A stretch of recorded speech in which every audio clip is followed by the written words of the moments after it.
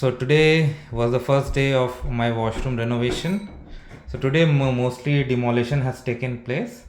So there used to be my toilet, it's removed, vanity removed, mirror removed. So basically, and yeah, this area also he has covered like nicely they have done. So yeah, so tomorrow probably as per him the plumber will come and start. Probably tomorrow they are gonna do this and something else. We'll see how things go tomorrow.